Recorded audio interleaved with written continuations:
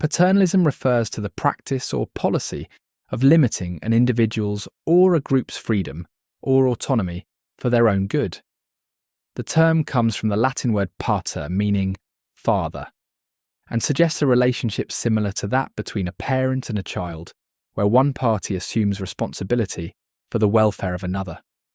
In paternalism, decisions are made on behalf of others, often with the justification that the individuals affected cannot or should not make those choices for themselves.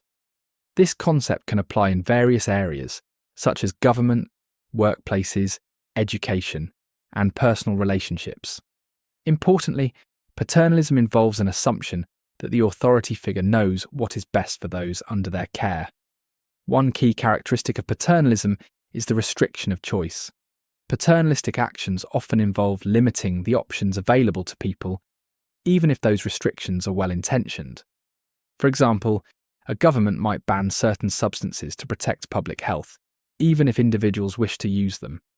This limitation is done with the belief that it prevents harm. Another feature is a focus on protecting welfare. Paternalistic policies or actions are justified by a desire to safeguard individuals from harm or ensure their well-being. For instance, mandatory seatbelt laws are designed to protect drivers and passengers from injuries in car accidents. Paternalism also often includes an imbalance of power. In a paternalistic relationship, the authority figure, such as a parent, teacher, employer, or government, holds more power than the individuals affected. This power imbalance enables the authority to enforce rules or restrictions for what they perceive as the greater good. Lastly, paternalism frequently involves an assumption of superior knowledge or judgment. The authority figure believes they have better information or the ability to make better decisions than those they are acting upon. This belief can sometimes lead to tension or resistance from those who feel their autonomy is being unfairly restricted. Now let's look at some examples of paternalism. One example is in public health policies. Governments often introduce measures like banning harmful substances, mandating vaccinations, or requiring warning labels on unhealthy products. These actions are taken to protect citizens, even though they might limit individual freedom. Another example can be found in workplace safety regulations. Employers may enforce strict safety rules, such as wearing protective gear or following specific procedures to prevent accidents. While some workers might prefer not to follow these rules, the company enforces them for the overall well-being of employees. A third example is parental control over children. Parents often make decisions for their children, such as what they can eat, when they go to bed, or how much time they can spend using electronic devices.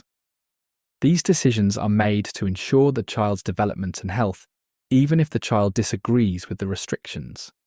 However, paternalism is not without its criticisms. One criticism is that it can undermine personal autonomy.